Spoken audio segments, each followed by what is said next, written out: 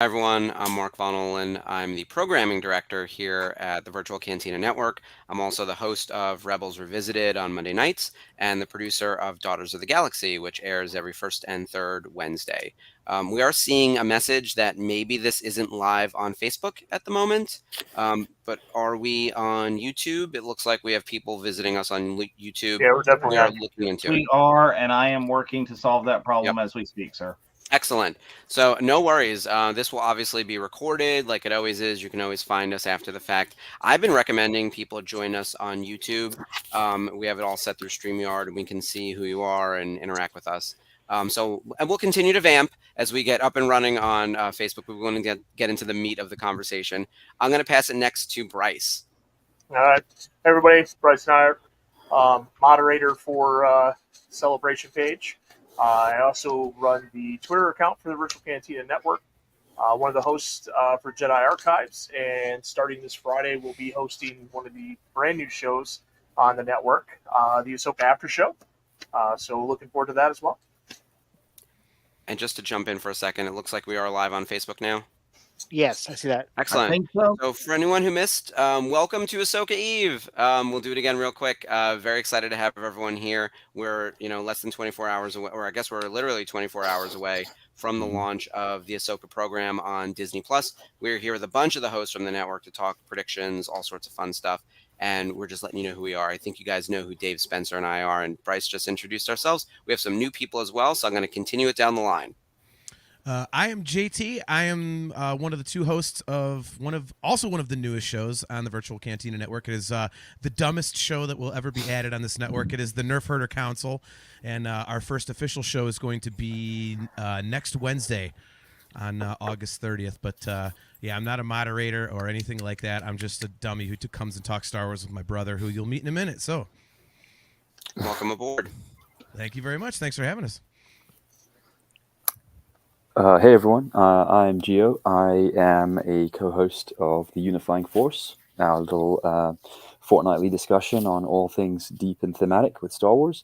And I've been involved with the Virtual Cantina from lockdown times, and I'm here to talk Ahsoka and feel the excitement with everybody else. So thanks for joining us. I love how he says fortnightly, all British and stuff. Thank you for joining us, by the way. It's like 2 a.m. over there. You are crazy and we love it. Thank you, Gio. Always powering through.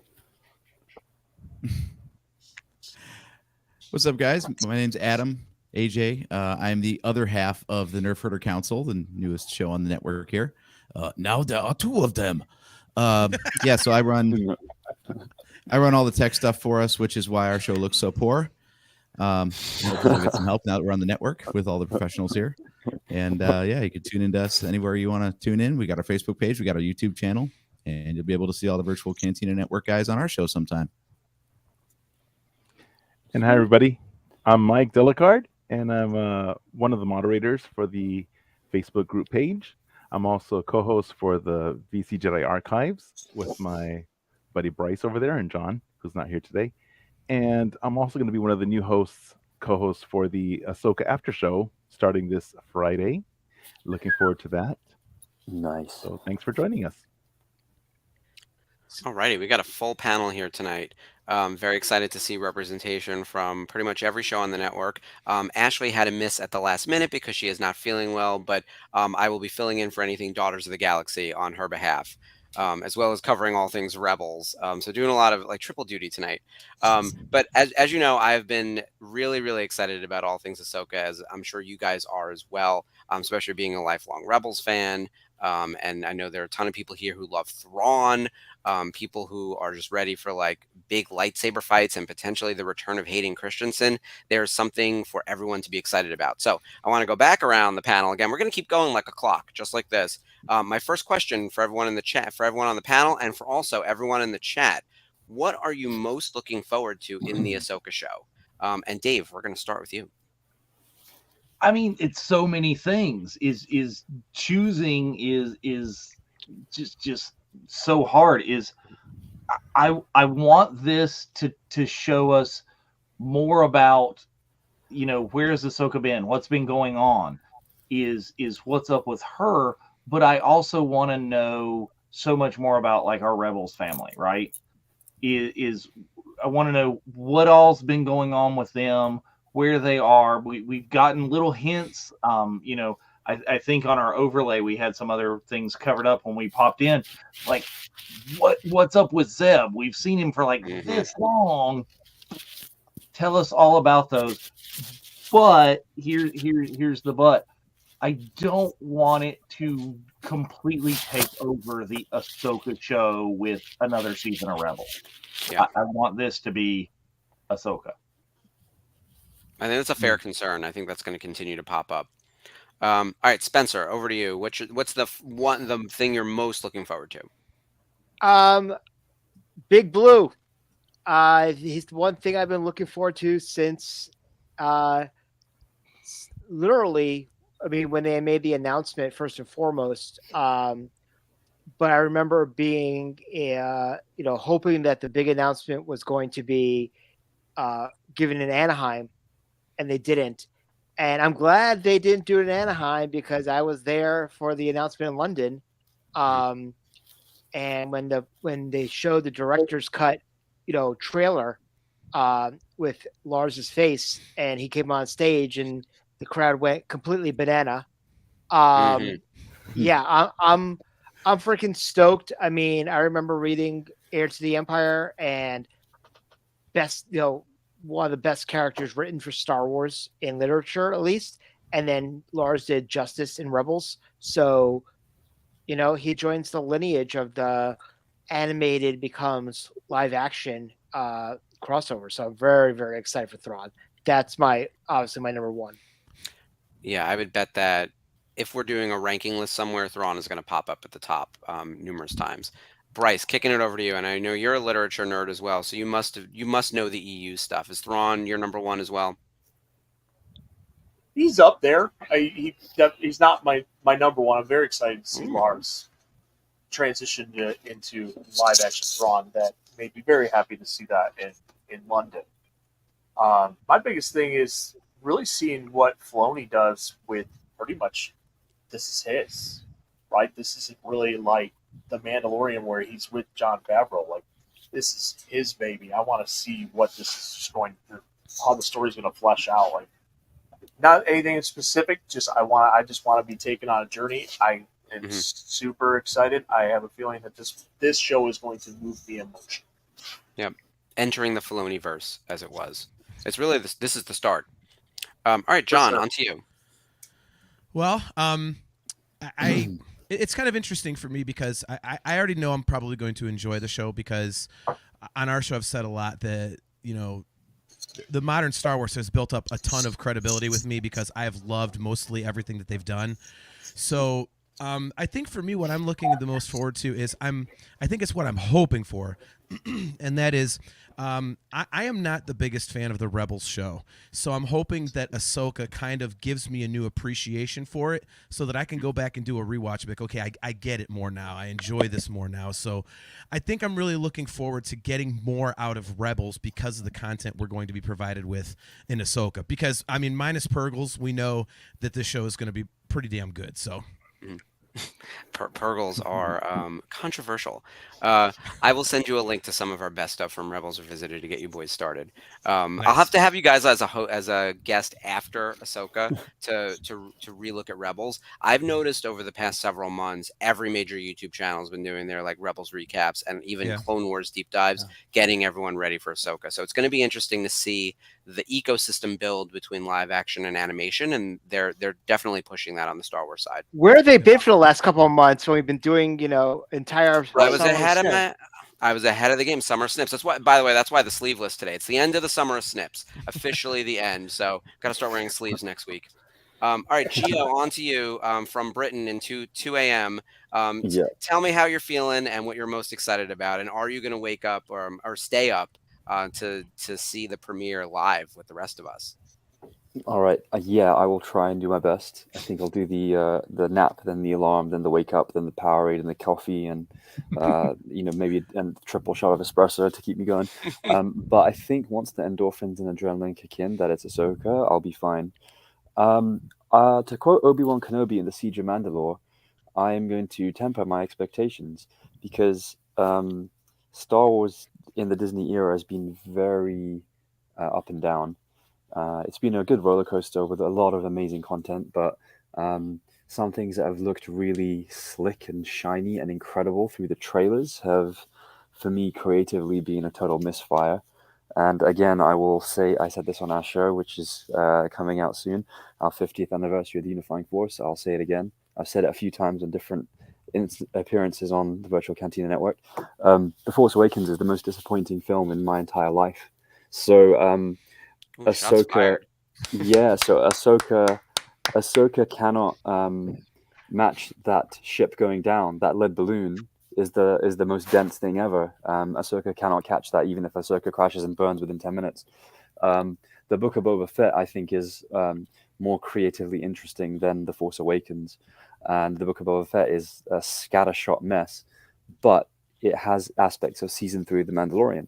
And I feel that Ahsoka might end up losing its focus narratively away from our eponymous heroine, and it will be more of the Sabine Wren show, plus or minus Morgan and Thrawn and Ray Stevenson's character and his apprentice.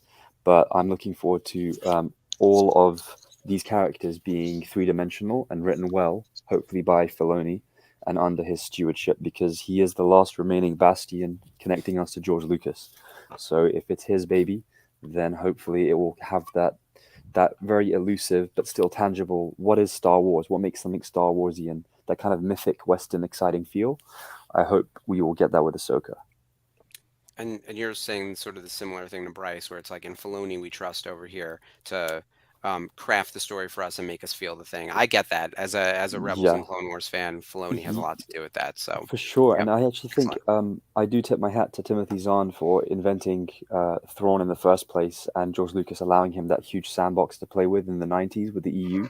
I again also did read Heir to the Empire. I read it as a teenager. I loved it. I thought it was incredible.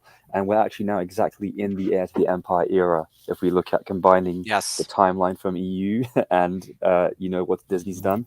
So I love the fact that we have those hints lined up, and it doesn't need to line up perfectly with me. I'm not like a comic book nerd who hates the MCU because Civil War was different. I'm happy that Thrawn has his own backstory, and the Thrawn Ascendancy novels were making him a double agent within the Empire who really wanted to help the Chiss people. That's a cool change of his kind of character development, and it makes him a lot more complex and not just a one-note bad guy, but he's a nuanced villain who has good intentions that go bad. Yeah. So I have a hope question we'll for the see all of panel. that. I Yeah. have a question for the panel right now. Who's going to be the first person when they announce that Thrawn is the heir to the Empire to pull the Peter Griffin, say, he said the thing. He said the thing. Well, they already think put it in like I know the- exactly. That's why. yeah. I think we We're all all did during going the to be trailer. sitting on our couches go, Yeah, it's We're all that. good. It's the Matt Damon, It's the Leonardo Yeah. DiCaprio. Leo. Yeah. Yeah. All right, I But think I just want go to ahead. say real quick. I think Gio and I just became best friends with his comment about the Force Awakens. Oh no. Yeah. Okay, hey, we'll do a We'll whole start a show. splinter group. We'll do a whole Yes, we Unifying will. Force. You "Step can guest on brothers that. Yeah. all over again." So we'd like to welcome the next member of the Nerfherder Council. His name is Gio. No, just kidding. we're back to 3 hosts, AJ. I'm saying you can take my spot. That's fine. I'm good. Well, AJ, I mean, you are my only beef next with up. Gio right now isn't his takes. My beef with Gio is that I have to follow this guy every time, and it's come on, We it's can not go even back fair. around. I'm not even the smartest We'll guy go on my own podcast. counterclockwise. We'll go counterclockwise on question 2. Let's see that. We'll mix it up. No, it's There we okay, go. I'll I'll just tee shut him up, up. and Yeah. Gio can knock him down. There we go. Done. Okay. I like that better. All right, AJ, tell us what you're most excited about.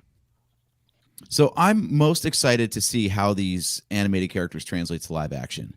As we said, like as Gio rightly pointed out, we've got so many of these Rebels characters coming back. It is going to be interesting to see how they keep the focus on Ahsoka, given that the entire plot is the continuation of the Rebels storyline. I don't know about anyone else here on the panel, but every time an animated character shows up in live action, I have to kind of like mentally recalibrate and just accept that there's going to be some differences, and maybe some of the animated stuff doesn't look right in live action because maybe it's too close to the animation model. And sometimes vice versa. You know, we've already seen Ahsoka herself go through a couple different visual iterations between being on The Mandalorian and now her appearance here. And they freely admitted, like, her appearance in Rebels the head tails were way too long. Mhm. She could not have worked in a prosthetic like that. So there's going to be changes, and you just have to get used to this idea that anything you see in animation or live action can jump over to the other medium, and it's going to be a presentational difference, but it doesn't mean it's ruining anything, and it can be two facets of the same story. So I'm looking forward to that most, is just to see, like, can the animation stories live alongside the live action stories without too jarring of a disconnect. Right. We've gotten a little taste of it with Bo-Katan, but this will be a really big test with a character as big as Ahsoka and as important, and as someone who's been like the glue for so long of connecting so many pieces of Star Wars. So, be curious to see. All right, Mike, Yeah. you're the last one to answer this question. Actually, I got to chop in for Ashley after this, real quick. But tell us what you're most excited about for the Ahsoka show. Sure. Hi, everybody. So I'm here, the last one to answer, and also the last one in the time zones. I'm over here in Southern California, nice and sunny. We survived Hillary and an earthquake in the middle Oh of a boy, hurricane. So Let's we go. had oof, hurricane over here in earthquake, California, love it. Earthquake. and That sounds worse than all's fine. Barbenheimer. I think one of my dog beds fell over. That was about it. But yeah, what am I looking forward to? I am a big reader. I love the EU, and of course, I'm wearing my Heir to the Empire shirt. So of course, I'm Oh, looking yeah. forward to the Heir to the Empire. I do thank Tim Zahn a lot for saving the Star Wars series, because in the 90s there was nothing. That book came out. I was teaching, and I said, "What is this?" I read Heir to the Empire and fell in love. So I'm really looking forward to everything from that Zahn has created in the Star Wars universe that's being pulled into the canon Star Wars now, and from the EU. Um, I'm also looking forward to what other new characters are coming in, and I really do trust Filoni. He has a really good grasp on what Star Wars is, and at least from my perspective, as an original OG trilogy guy, I'm older, so I'm really looking forward to that. I agree with you there. Um, I'm going to answer on behalf of Ashley real quick since she's not here, but I know she is really looking forward to Sabine, and seeing the continuation of her story. Is she a Jedi? Has she trained with Ahsoka? Where's that taking her? That master line in the trailer sent us both onto our butts. It was like, whoa. We both like screamed at the TV. So very excited to see what that story becomes. And then I think we both have a similar concern that, like, if it's not Rebels season 5, which I kind of don't want it to be, right? It needs to be the Ahsoka show. Will the Rebels crew just feel like parsley, or just like a little too quick, and not really get a full story? There's this weird balance we have to have there of like, is there a reason for pulling them in? But I'm excited to see what the live action iterations do with these characters. We're going to get new takes on Sabine and Hera, and even Chopper. Chopper looks pretty active based on the trailer, so curious to see where that goes. I know I'm very, Right. very excited. I'm confused because in my experience, a Jedi has always had Force abilities, and to my Mhm. knowledge, Sabine doesn't have any Force abilities. So I No, think this is I'm going to be the first time we see a non-Force able person training to well. be a Jedi. So This brings up the big question of, like, what is the Force and who can use it? The Force Awakens actually sort of tackles that question. I know it's everyone's favorite movie on this panel. Um, Oh, but that's the best. the idea that, like, you could have a little bit of Force or feel it in a very passive way, like maybe your M count is low, but you have a little bit, or maybe it activates. Like, there are all these sort of theoreticals about, like, what could get you to that point, or can you just train in sort of the Jedi way but not be a Jedi? Or were you being trained as like a rebel? Like, they could be, they could be misdirecting us. I keep coming back to the Obi-Wan Kenobi show, right? That show was a story about Princess Leia, and she was not in any of the trailers. So what are they not telling us? What are we going to get swerved on in the Ahsoka show? Because I feel like they've shown us a ton of stuff, but there's a lot missing. So Well, I and don't know. know, is it a difference between animation and live action, to where you've talked about on Rebels Revisited a lot? Is Sabine has always been able to, like, kind of jump really, really freaking far, Yeah, and do a exactly. lot of things that are just kind of Her shooting is beyond like, the levels of human ability. yeah, And yeah, it would be a big kind of rewrite that Ezra and Kanan never figured that out. But again, did we ever see, you mentioned Obi-Wan, did Obi-Wan ever say anything in sensing Force abilities in Leia? Oh, right. He really? seems to have missed that. There was also a line that I saw on Twitter because people are grabbing onto this, right?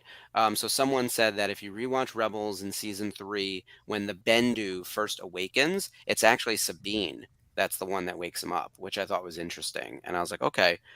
Again, we're grasping at straws over here, and hopefully by the end of the season, we will find out what is the journey of Sabine. What is the purpose of bringing her back? What's the purpose of showing us Hera? What's the purpose of showing us Mon Mothma? I feel like we have to be building to something big, and I think it is the Thrawn heir to the Empire battle that will eventually happen in Filoni's movie, if we're sticking to sort of the production schedule that was announced, I guess, at London, right? Yes. So that'll be the big question. All right, let's jump into a question that I've had for a while now. And we're actually going to go back. We're going to start with Mike and work our way counterclockwise for everyone on the panel. So tee up, we're going this way. Where do you think Ezra is? And by the way, he was no one's top choice, although he was like kind of mine a little bit because he's my favorite character. He's my favorite Jedi. Like I wish I were Ezra. And I know that's ridiculous. I don't think Ezra's anyone's favorite character, but where is he, Mike? Where is he hiding? So Ezra, I think Ezra is still not found because the whole premise is that Sabine and Ahsoka have to find him. They have to go find him. So if they find him at the very beginning, then show's over. He's still, we don't know where he is, but obviously he's still alive because Thrawn is still alive. So they went together, and he's not with Thrawn, so he's somewhere. I think that when we saw that little hologram of Ezra, I think that was like something he had recorded for Sabine when they were training during Rebels era. I don't think that it was actually him live. So I agree. He's still missing, and he's probably going to be like the MacGuffin that we get to at the end of the series, just like we had Luke in The Force Awakens. Okay. Adam, do you agree? Or have a different take? That's the last thing I want. I do not want this whole like stinger right at the end where, all of a sudden here he is. No. JT and I were talking about this. I think the two questions are, what is the story around the hunt for Ezra and Thrawn? And since he's in the trailer and we know that they don't like to put anything outside the first episode, maybe 2 in the trailer, that the real question is going to be what is after they find him? Because that's not going to be the story of the season is finding him. So what happens next? I'm really curious to see where they go with that because I have no ideas. If anyone wants to posit a theory on that, I'd love to hear it. That's and a AJ, great question. Just a clarification, that's not what I want either. But that's what I think Disney has a track record of doing. Yes. So those are two different things. I don't want that either.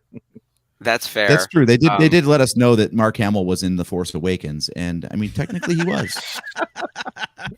Oh boy, The Force Awakens is getting pounded tonight. Well, it's usually Rise, so yeah. Well, look, I could jump on that one. And I think we should actually end with like everyone's stating what their favorite Disney era project is at the end. Ooh, I'm we curious talked to about see that what earlier in everyone chat. belongs to. I like the idea of like not just finding Ezra, but like what's the situation? Is he like a Jedi Master? Did he go dark? Is he that secret Inquisitor? There's a lot of questions out there. Gio, I want to come to you. Like, what's your take on Ezra? Not necessarily like where is he, but like what is he? What is he doing? That kind of thing. My take on Ezra. I mean, as a character, I think he's one of the best Disney era character inventions by far. Because I also think Kanan is one of the best Jedi ever written. And I think it's a really interesting parallel to compare Kanan to, say, a Qui-Gon Jinn and to an Ahsoka Tano. I think there are some elements there of them being independent and rebellious and having original thought that it lies beyond the kind of dogma of the Jedi Order. So it's an interesting parallel and also an interesting kind of foil to the mainstream Jedi Order that we saw was flawed and ended up destroying itself before Palpatine, flipped it all. I think so. I really like Ezra as a character. I'm really excited that he's got a live action version and that we're going to get to him at some point. I don't want to see him in Ahsoka at all because there's already too many characters. No, I love Ezra, but I don't want to see him here. And so I'm concerned about running out of screen time just for the characters that are already in the trailers. So if we have more characters, that's just going to be too many cooks in the kitchen again. It's going to be like that scene in the Book of Boba Fett where there's just too many people at the table. And I was thinking, like, this is a meta joke, right? There's Boba Fett is at the head of this table, but he's not even speaking, and everybody else is speaking. It's like a summary of the problem with the show, right? Wait, here. Boba Fett was in that show? Yeah, well, he was in the index and on the contents page. He wasn't actually in the book. Here's the cliff Yeah, He was on the cover, Gio. He was on the cover. yeah. They Yeah, mentioned forward by. there was Boba in the blurb, but that was it. We've got a tough crowd here tonight. Yeah, it said coming soon. At the end of the Book of Boba Fett, it said Boba Fett will return in Star Wars. ... Like the end of Guardians. I think that Dave Filoni, I feel like his tone of direction with Rebels reminded me a lot of Firefly and Serenity, which reminds me a lot of Guardians of the Galaxy. Now, I hope those things just keep cannibalizing each other because they're all amazing. And if we have that kind of adventurous tone with Ahsoka, but still have her grounded as a kind of serene older Jedi Master, then I think we'll have something awesome. I think we'll see Ezra at the end. I think he will be the kind of MacGuffin, as Mike said. I think he will be like the tiny Luke reveal at the very end, potentially, and leading to something else, to another project, maybe to the film. But I think that by having him relegated to an epilogue, you also don't worry about the Purgils, and you can focus more on, okay, if Thrawn is front and center in the trailers, then does it mean Ezra should be front and center as well because they vanished together? I think logically you could ask that, and that's an actually narratively interesting question. And also it makes sense that if Thrawn has a lot of appearances in Ahsoka, then Ezra should be there as well in the same time period. And that's where you get difficulty with the entire invention of the world between worlds and time travel and the Purgils, because you can tangle yourself up in crossed wires before you even finish the end of the first sentence trying to explain this stuff. So I hope they stay away from it and they keep a simple through line, which is Ahsoka and Sabine with Hera and Chopper supporting on the side. And Ezra, it can be like the cherry on top of the chocolate sundae at the end as a reward. And we get, hopefully, I hope we get lots of Thrawn just being quiet and not saying much, and what he says has enough gravity and weight to make everyone be like, oh, we missed him. And that's why we like those novels, and that's why we thought Rebels was amazing, because of him.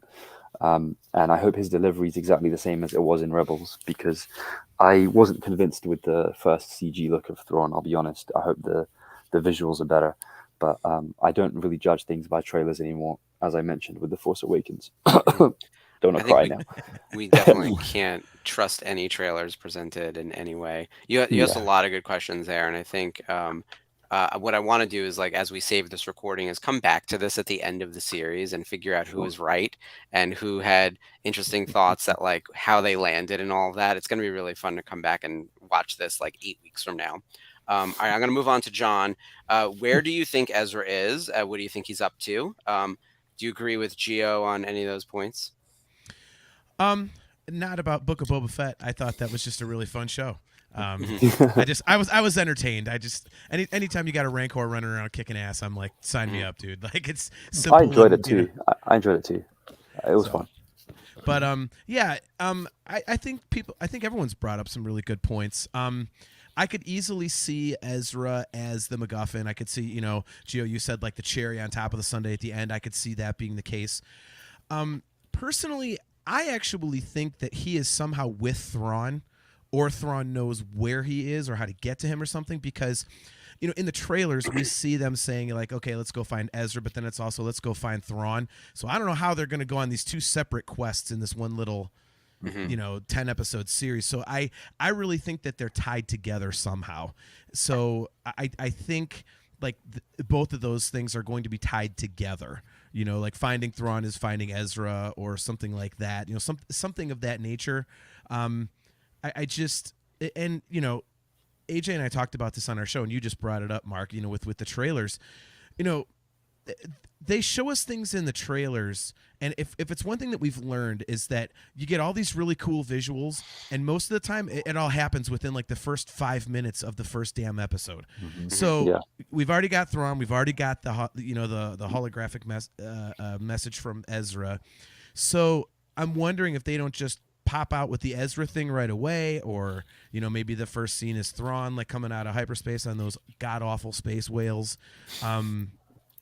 So in either case, I really think that Ezra and Thrawn, I think they're tied together somehow. Like Thrawn's already found him, or he knows how to find him, or something like that. Because I just don't see how they're going to fit both of those as a major storyline into this one season, and I don't think they should either. I mean, I'm with you guys. Like, let's not make this, strictly a Rebels season 5, and Right. and also I think it's people are so looking forward to how does Ezra come back? How do we get Ezra back in the fold? People have been waiting for that ever since Rebels ended, and I don't see them making that a minor kind of sidebar plot point in this. I think it will be a major part of the show, but I don't think his character will take over the show. So, Yeah.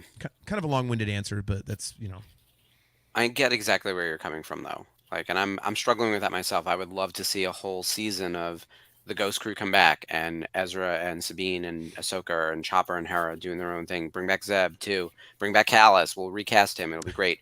But like, that's not this show. This show is Ahsoka. Probably who said it? I think it was AJ. Ahsoka with Sabine and Hera. Right? Was that the kind of? That's the plan, I think. Yeah, that's what Gio Mhm. said. Or Gio said, yes. Yeah. I think that's where this is going to largely live, with the main villain being Thrawn and maybe his henchmen, the people with the orange lightsabers. So, but we'll find out. We're less than 24 hours away now. It's kind of wild. But the first episode is almost over at this point. Tomorrow. All right, I'm going to pass it to Bryce. What's your take on Ezra? Where do you think he's going to be? Is he the MacGuffin? Is he a big part of the show? What's your thoughts? Man, it's tough. I don't know, and I don't really want to speculate on that. Only because I'm feeling he'll be back. I feel he'll be back before the last episode. I just don't think you cast somebody that you're only going to throw in maybe one episode. You may or may not see him again, depending on how the story goes. I believe he knows of Thrawn's plan. And I think when he meets with Ahsoka and Sabine, he kind of lays out basically what's going to happen, like, and lead into the season finale. That's just where he is. I don't know how he gets there. I don't know. That's just kind of my theory, is that he's going to show up a little bit before the end and kind of set the table for everything to come down the road. Yeah, more so a MacGuffin than a major player. Makes sense. All right, Spencer. Where is Ezra? Now, if I was writing it, he'd be in a shallow grave. I was waiting for it. Yeah, no. See, I would love them to pull a Mortal Kombat 2, where in the first 5 minutes of the movie, the main character in the first movie gets killed, like Johnny Cage got killed in the first 5 minutes. The movie, not the video game, just to clarify. Correct. For all the MK fans. Yeah. Yeah. So, no, honestly, where I would like to see him. So, where I think one of the reasons where I think that Mandalorian season 3 completely jumped the shark was that we were being set up that Grogu was being harvested for potentially bringing back Palpatine, and they totally flipped it on its head, and it turned out to be the fact that Gideon was cloning himself. What if Ezra is being harvested for Snoke? Because if this is It's not supposed to be the in the middle, weirdest thing I've heard. if he's in a basement right now, being hooked up like Mando was in that pit with that Grievous type person, being harvested for his M count. Yeah. That honestly, I don't want to be as simple as, oh, he's on a planet, he's on an island, or he's over there, harvesting, metal runes. I don't want something that cheesy. I want him to be in He's a dire mail run farmer. Yeah. Yeah. I want him to be, or breathing moth cats. I don't know. Mhm. I want him to actually be in some sort of dire straits that will lead into my answer later on to what you're talking about with the world between worlds. Yeah. But I want to see Ezra in some sort of difficult situation that if the ghost crew does not save him, he's dead. Yeah. Put him Yeah. into some actual I agree with that. danger. Mhm. Yeah. If it As prevents long him as he's from not speaking, I'm Tatooine. all for it. I think that I hadn't thought about that, him being in sort of peril. I thought more missing. But there's also some speculation from people on the panel saying he's interconnected with Thrawn still. Could he be Thrawn's prisoner? Like there's any number of ways in which like he would be needing a rescue, not just stuck in the outer reaches of the galaxy. So be curious to see. Okay. All right, Dave, do you have something less macabre for us on the Ezra front? Less macabre, yes, but I'm going to go ahead and say my opinion on how much we're going to see Ezra and where Ezra is has changed since we knew about this show coming on. When we saw Ahsoka in Mando, and she's going at Lauren Mary Kim is going like, where is Grand Admiral Thrawn? Is I thought, okay, when we get the Ahsoka show, this is right off the bat. It's the search for Thrawn. We're going to see Ezra. We're going to see Thrawn. They're going to be back. They're going to be the major players. But as that's evolved, and at Celebration, when we heard about the Filoni movie was announced, and that they've titled it Heir to the Empire. Unofficially, but yes. Right. But Yeah. I'm like, no, this whole thing in the Ahsoka show is just going to be to set up big reveals in that.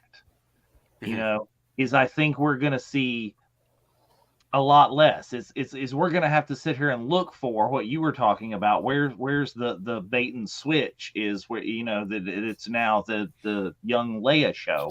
Yep. Is what's going to happen there. So I think we're gonna start off with the searching, and we've seen Ahsoka. She's introduced. Ahsoka is going to have to go and reintroduce the general population to Sabine.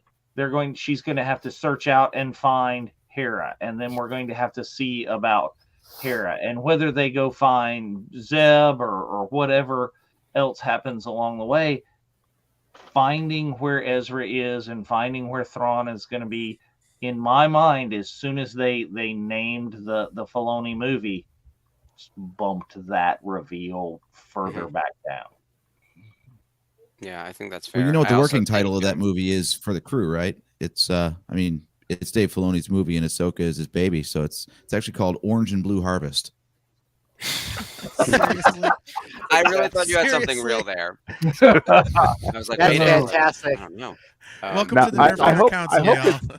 I hope it's not like the Clone War movie that was a kickoff for the Clone Wars the series, which was a big boy, letdown yeah. for me when I went to the theaters. Yeah. Like, oh, it's the first Star Wars, and we see this animated movie, and it was like, wait a minute, it's a big preview for the show. So I hope this doesn't become a Clone Wars movie preview for Filoni's movie. We never did find out what happened to Stinky. Mm. Oh, we know where Yeah, Stinky We could cut is. to him. We could cut We to know him in where a Stinky second. is. One of the concerns that I think is valid. Oh, here we go. There he is. We found him. There's little Stinky. He's our mascot now. We love The little more you Stinky. know. Mike, what you mentioned about that movie sort of being essentially a pilot for a TV show. I think the big concern in all fandoms right now, whether it's Marvel, DC, Star Wars, whatever, is that nothing exists as a standalone project anymore. Everything is a brick in a larger wall, and you don't really necessarily care about every brick in that wall, but you sort of have to watch because there's like required reading. So you can't just go into a movie and enjoy it. Weirdly, when Joker came out and it was a standalone movie about one character and did incredibly well, no one picked up on that lesson to just make interesting standalone movies. Everyone was like, no, continue to build our interconnected web of movies and series, and especially Star Wars. I feel the interconnectivity is like at a level that just is mind-blowing and difficult to comprehend.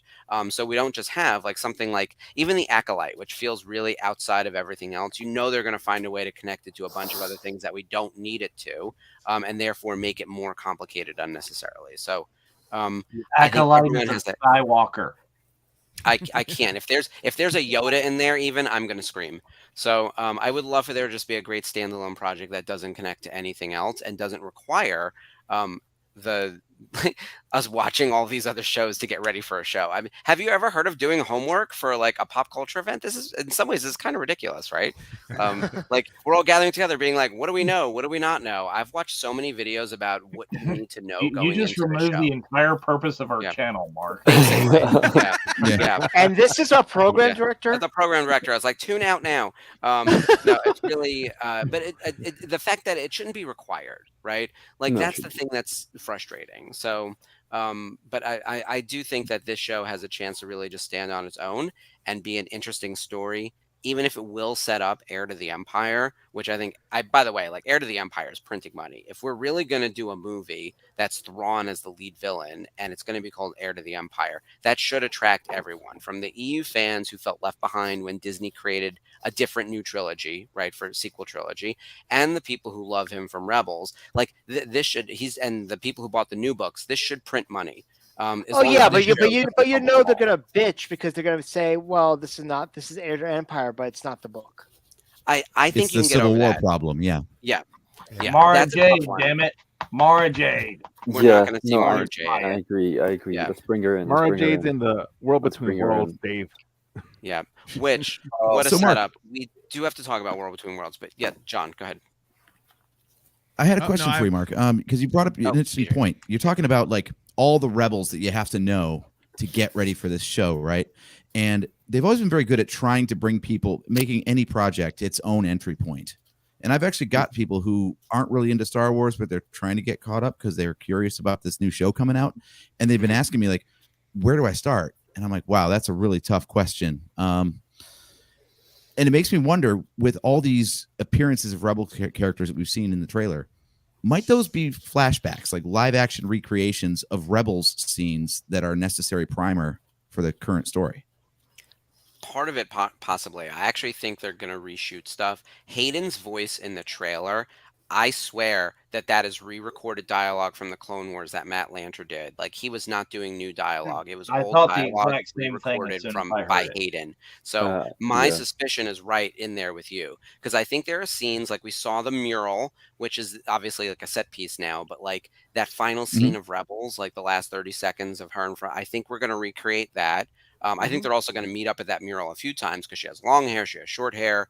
Ahsoka seems to come back and forth. She's wearing white, she's wearing gray. Who could tell? So I think we're going to get a lot of new stuff, and there's also going to be recreation. And I would love. Do you guys remember at the beginning of the Obi-Wan Kenobi show? They played all the clips from the movies. If they gave us like That was 90 seconds of like all the stuff you need to know recreated in live action, and I don't know if that's going to happen, I would lose my damn mind. I don't know about the rest of you. Can we That have was awesome. Sheldon? Even can the we have little Sheldon? hollow of Ezra was a 1-to-1 of Rebels. Oh, easily. Yeah. Can It looked we like it have was Shel- just like- yeah. I At think the they're end of gonna that be 30 seconds, can we have Sheldon Cooper with the paper bag at the end of it, just trying to breathe into the paper bag, Breathing. trying to catch? There's going to be a lot of that. I think this show is, I mean, Ahsoka's been with us now since the Clone Wars movie. Not a great entry point, but like 15 since years. then, obviously became a huge part of the, right. It's 15 years now, at longer than any of the sequel characters. It's been someone who's been with us for like right after the prequel trilogy and been part of Clone Wars, Rebels. Her voice is in Rise of Skywalker for a hot second. She has a book. Filoni's the creator, and she's his favorite character. Like she's becoming the glue that ties all together. She's in Mando. She's in Book of Boba Fett. It's why creating the Summer Snips was so easy. We had a lot to pull from. She has her own little mini series, basically with the Tales of the Jedi. So she's becoming like up there. She has more screen time, as much screen time as like Luke, Leia, Han, like Anakin. It's Yeah, kind of more. crazy. So Probably this is a more. really important character. So I have high hopes that they're going to do it right. We do have one last question for the group. We have about less than 10 minutes yet. We're going to go a little bit over, but because I Yeah, want like we everyone have to more. really think about this one. the world between worlds. It is probably the thing that people are most concerned about, or most skeptical about, or most excited about, or weirded out by, or confused by. I don't want to get into like super deep philosophy right now because we don't have a ton of time, and also that's a whole other show. But do you think we will actually see the world between worlds in the Ahsoka show? And if so, how will they use it? And quick top line answer, not super deep. I'm going to start with Spencer, and we're going to make our way back around. I say that's how Ahsoka is going to save Ezra. She's going to do exactly what he did for her. Yes. Interesting. I like that idea. Dave. It rhymes. Yeah, it's poetry. It rhymes. Yeah, it's poetry. It's stupid. Keep moving, Dave. I think that was kind of a lot of where I was thinking is you're going to see that's going to be the big dramatic kind of reveal. Some other people have been mentioning that in the chat, but I don't think that Filoni's not going to kill Ahsoka. No. She'll be in that Heir to the Empire movie. We're building an Avengers here. Yeah, he's not going to kill Ahsoka, but does Ahsoka have to make an important choice to grab Ezra, do something, to do what they were told not to do in Rebels? I see it going that way. Mm-hmm. And what I hope that doesn't happen is it gets absolutely crazy and then creates the Star Wars multiverse and goes to the MCU and please God, no. But, I agree. Please no. I'm done with multiverses. All right, Mike, what do you think? So I'm thinking that if we do, I don't like World Between Worlds, to be honest, but if it does come up, I hope it's a choice that Ezra had to choose Ahsoka, and then Ahsoka has the same choice to choose and save Ezra, and she doesn't. So that's what I'm hoping. And because if she did, then it would change everything way in the future. And Ahsoka knows this, so it's probably gonna just kill her, but she has to let him suffer his fate. And I think that's gonna be that. To me, that would be awesome. Well, you're all trying to kill me, is what it feels like. All right, AJ, you're up. Well, Mike, I love your theory. I think, I personally would enjoy that, but I don't think, like Lonnie said in the chat here, I don't think Filoni would do that to us. It would be wonderful because Ezra had to make that choice to let Kanan die in the world between worlds rather than saving him. So that would also be poetry. But yeah, I think we'll probably hear mention of it. I don't think we're going to see it on screen. I mean, look, Dave has great stubbornness or belief in his own ideas because Ahsoka was so reviled when she came out, and he just stayed the course. And he's like, trust me, we had to start her there because we had to get her to this other place where you like her. Mm-hmm. So it's possible that he could persevere with the world between worlds idea, but I'm hoping there's been enough outcry over the whole idea of time travel in Star Wars that he maybe acknowledges that it was a thing that happened as a plot point, but doesn't bring it in for a second go around. Because I don't know there's a lot of people that really want that in their Star Wars. I agree. All right, Gio, what's your take on World Between Worlds? Will we see it? How will it be used? I think when it first came up in Rebels, I was blown away by how seamlessly it fitted in with everything, and it didn't break the narrative, it didn't break the logic. It stayed consistent with everything that we knew at that point, with the characters, with the abilities of the Force, and the power levels of the characters who were heard saying things that echoed through the Force back in time and in the future, which I think was incredible. I think as a construct to use in a live-action TV show, it's a stick of dynamite that will either blow everything to hell, or it will have us a fantastic kind of crescendo at the end.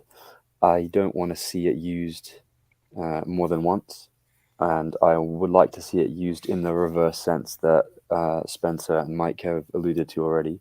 I think narratively it makes sense to do the whole poetry, rhymes, mirroring of Ezra's choice, but this time Ahsoka maybe listens to the future, because and I actually did some homework for this before this session we have here, I found a Nerdist interview with Dave Filoni where he talks about the world between worlds, and he says it was directly inspired by C.S. Lewis's The Magician's Apprentice, where there's a crazed scientist that the kids find who's talking about a wood that goes between worlds, and in this wood there's a pool, a mini lake, and in each lake that you step into, you enter a different point in space-time. And so that's why the construction visually of the world between worlds was what we had, with the kind of linear, the white rays of light running, and then they would kind of converge on points. And it also goes into a little bit of what is known about the kind of spiritual, mystical aspects of the Force. But you said you didn't want to get too deep in it, so I will step out of that puddle right now. Well, I love where you're going. We'll have to explore this further on another show. Yeah, well, here's a really good quote. Filoni says this about people who are saying, "Don't put time travel in Star Wars. It breaks everything. It ruins the canon and the continuity." His direct answer is, it's not really a thing where you go through one door and out another in a different time. You can gain knowledge of the future, or the futures that may happen or could happen, and you can also see things that happened for definite in the past. You can at times choose to alter them, but it's perilous to do so. And when you alter something you don't know if that's the way it always happened or the way it should have happened. There you go. Interesting. See, that's just as good as like the Michael Keaton's explanation of time in the movie that didn't have very many other redeeming qualities. The pasta. Spaghetti. Yeah. Yeah. I don't know what that means, but we're running out of metaphors for how to describe time travel. Just get in the hot Wibbly tub. wobbly, timey wine. oh, the hot tub. Doctor Who did it best. Well, Hot Tub Time Machine's a great film. And Yeah, the time travel I believe it. It's fun. It's a fun it ride. works. It works very well. So I think we'll see the world between worlds being also a MacGuffin that's mentioned, but kind of in an esoteric way. I think there's that scene with the kind of drone view of Ahsoka being on a Lothal-looking temple, and then being confronted by some kind of Imperial agent and maybe an Inquisitor. To me, it looks like the Lothal Temple, but I have a feeling that we're going to go to Tython, and we're going to discuss potential divergences in the Force, where the cosmic force and the living force combine, and that's exactly what the world between worlds is described as well. And that's why when an individual is in the world between worlds, like Ezra was in the that particular episode of Rebels that had the same name, he could hear echoes of the saga and Jedi that he'd never known from the past and the future, which I think is a really awesome concept, and ties in a lot with different cultures' aspects of time and destiny and the way things are written in like a tapestry. So I am excited to see it used sparingly. That's the key word too. Is like maybe one slap at it, but this can't. I read something on Reddit. I'm just going to throw this out there that it can't possibly be true. It'd be really terrible. It'd be awful fan fiction. That Ahsoka would be hopping in the world between worlds and visiting great moments in Star Wars history. And that sounds like Forrest Gump. Didn't we already do that in the Lego special? We've already done that in Lego Star Wars. That just sounds like Forrest Gump, but much worse. Yeah. Well, that might be kind of cool. Mark might be a little frozen at the moment. So John, you get to go after Geo's like deep dive now. Let's see what you can do with that. Well, I good luck, say brother. that I don't, hey, you guys kind of brought up something I was going to say. Personally, I think time travel should be saved for Back to the Future and Hot Tub Time Machine. If I had 3 words to describe the world between worlds in Ahsoka, they would be please God no. The only thing I hate in Star Wars more than Purgles is the world between worlds. I think the time travel thing is the laziest goddamn thing they could have ever thought of. It drove me bananas when they put it in the show. It looked like that stupid cartoon in the middle of Romper Room when I was a kid. It was just the chalk drawing, the little boy that's drawn out of chalk. I was like, what the hell is this? Did they run out of a budget? Did their budget stop? They're like, oh shit, we got to finish the show. And, It was drawn by Simon. He likes to do drawings. Simon, I've been trying to think. Yes, exactly. Like, did they just run out of money to finish the show? Like, I just leave the wire. Yeah. I hate it. That's Oh why they my just have God. voices. I'm gonna send you the recon episode where Dave goes on and on about it. The only way it would be good is if they used it to go back to the Obi-Wan Maul lightsaber battle and make it actually good instead of absolutely god awful. Ooh, Did you So- see the these are shots meme? fired. I posted the meme. He poked him in the Hold on, eye. which Yeah. duel? Oh, you mean that duel, the one in Rebels? Okay. Oh, Wait, did we lose Yes. someone else? we did. Oh, yes. Yeah, we Mike. lost Mike. We lost Mike. Oh, I oh. froze for a second, But we but I could gained hear you Chopper. guys still. So, but it looks Yeah. like we lost Mike temporarily. We That have was a a long-winded lot way of of saying that. Yeah. No yeah. World Between Worlds. That was long-winded, but No, that's totally fair. Look, we got a That's lot all of right. duels brewing over here. I feel like we have to have a World Between Worlds mini discussion with all the hosts. I feel like we need to. Um, we have a couple different topics. I think the duel between Obi-Wan and Darth Maul deserves a whole episode of attention, and the story that those two characters take, which is so interesting, and the Mhm. way they like basically parallel each other in so many ways. And Ahsoka has a big part of that as well. So, oh, there's Ashley. I'm glad you're feeling up to visiting. I was filling in for you a little bit earlier. But glad you're here. We're talking World Between Worlds, everyone's favorite topic, and it is heated. So, but I do think across the board, we all agree we want to see the World Between Worlds either used not at all or used sparingly or in a very smart way. Which I don't think anyone's going to be like, I want to see it in every episode and I want to hop around the Star Wars timeline and I hope it's really stupid. They're So I gonna don't make think it anyone's like looking the for big that. portal in Star Trek, and they all have to go through it. Oh no. And Like just Stargate. do it. That's Yeah, going to the be Stargate. There we go. Just going Yes, to jump in. Right. let's do That's that. terrible. Oh, wait, I got one thing that I forgot to jump on before. I will jump on something that Gio said. If they just remade Firefly with Star Wars characters, I would watch the hell out of that. When Yeah, I it's first tuned yep, into yep. Rebels, I kept saying this feels like Firefly. I've actually Yeah, mentioned it that- on Rebels Revisited quite a bit. that's- Season 1 especially. Yeah, that's what got me invested in Rebels. Along with Ezra being Aladdin in Star Wars, I was like, "What's going on? Yep. This street rat." With Yep. Nice. He's very Aladdin, and I just will needs a say brew. I A agree brew with something you chopper. said earlier too about Kanan being one of the greatest Jedi, and I hope they actually mention Kanan. I hope we at least get a little just name drop, something about Kanan in the show to remember him, since obviously Or he's Hera could be dead now. talking to Jason So- about his father. Yeah. Well, that's the other thing, right? Like Jason Syndulla is going to be in this show. We haven't seen him yet, and apparently his hair color might be brown, according to Lego. So, a lot to figure out with that. Okay, we are at time, and I know we have some plugs. Yes, and we want to see Chopper kill a bunch of people. I know Ashley's very excited about Sabine, but also like Chopper racking up some higher death counts for sure. I'm thank you everyone for joining us tonight, and for everyone on the panel for preparing such articulate answers to these very silly questions we're asking about this show. I can't wait. I really want to come back 7 weeks from now and do like the post-show analysis and rewatch this and see who got it right, who got it wrong, like who got what they wanted, who didn't. By the way, I never get what I want. If I'm actually predicting something's going to happen, just vote against me. It is the bet. It's the safest bet. In all seriousness, I'm always wrong, even though I'm a licensee with insider info. I'm telling you, Mark, I got Mark, nothing. You have to be wrong. Let's though. do an You did it Ahsoka Eve wrong. revisited. Ahsoka Eve revisited. Ahsoka is revisited. Absolutely. Yeah. 7 weeks from now, we'll do it. Okay, that's cool. Post-show. Sign me up. Excellent. All right, we have a lot of great programming on the network that kicks off this week. So it's the end of the summer snip. So Sleeves will be back next week. We'll be ready for the autumn of Ahsoka, or whatever we're going to be calling this. But every week there's a new episode of Ahsoka airing on Disney Plus now, Tuesdays, 9 p.m. Eastern. So we have programming built all around that. Rebels Revisited will be back next Monday.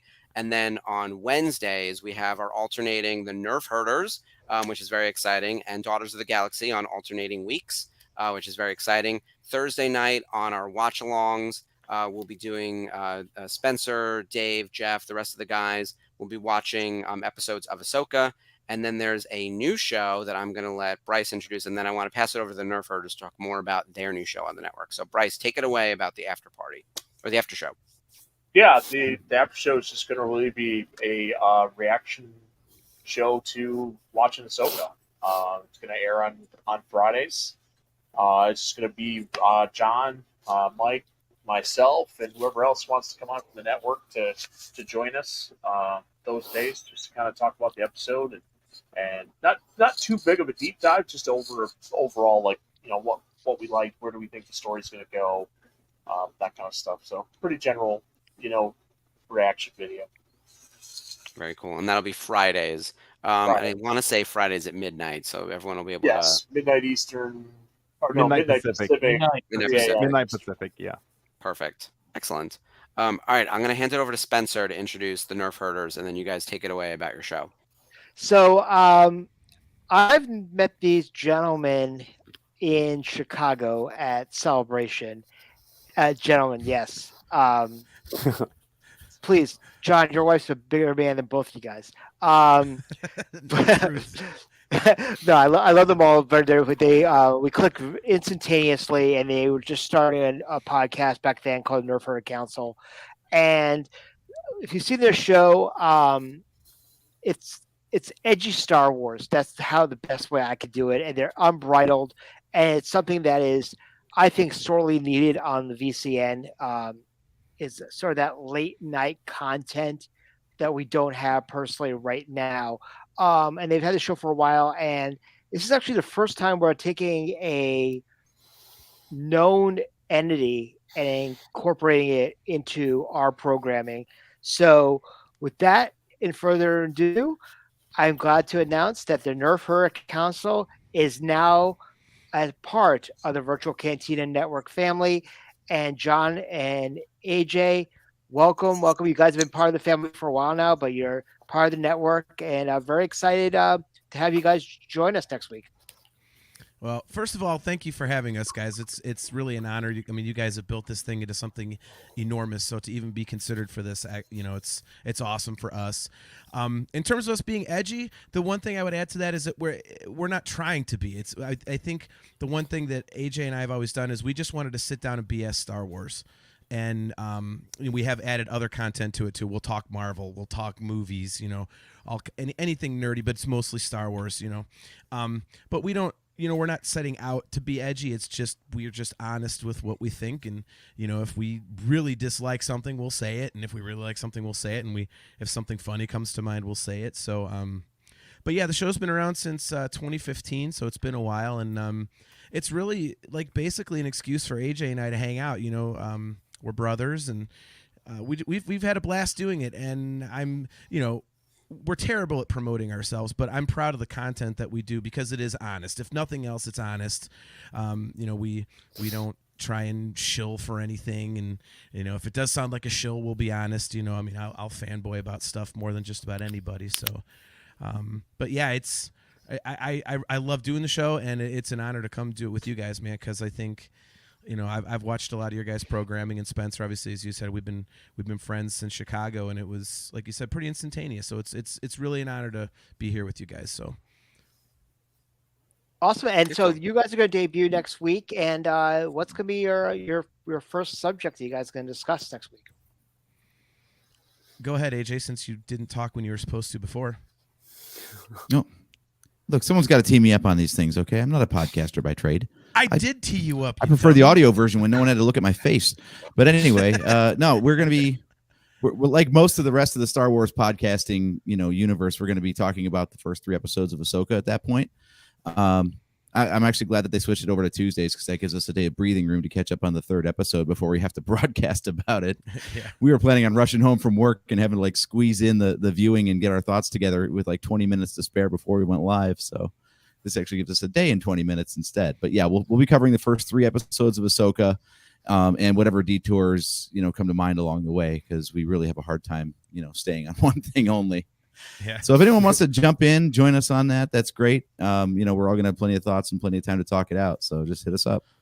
Yeah, and that's one thing I would add about our shows that people that come into the chat and whatnot, we put a lot of comments up there, and we invite people to take part in the conversation. One of the things that I really like on other shows is when the viewers or the listeners kind of drive what's going on. So a lot of what we do is actually driven by what people are saying in the chat. So it's a very interactive show. So that's very important to AJ and I, that we hit, that if people want to take part in the show, you're more than welcome to do so. So Excellent. And that's the whole point of having counsel in the name, is if someone wants to, someone really has a, strong opinion and wants to come in and voice theirs, by all means. Well, we got 60,000 Facebook members that we will have to point in your direction. So make sure you guys, make sure everyone checks out the Nerf Herders debuting on the network Wednesday, August 30th. So 8 days after the premiere of Ahsoka, the day after episode 3, they'll be covering Ahsoka episodes 1 through 3, which is very exciting. Well, welcome aboard. Very exciting. And we have Thank the you. new show with our Ahsoka after show on Friday nights with Bryson, Mike, and John. So a lot of new programming happening here on the network. Start now that the summer of Snips has ended, and as we get into the premiere of the Ahsoka series on Disney Plus. Which, by the way, I just want to say, like, Disney Plus did the right thing by moving Ahsoka to an actual watch time for all of us, like the way we used to actually watch television. Did anyone watch gonna be Lost network when it was TV. on, like Must It's on prime TV? time.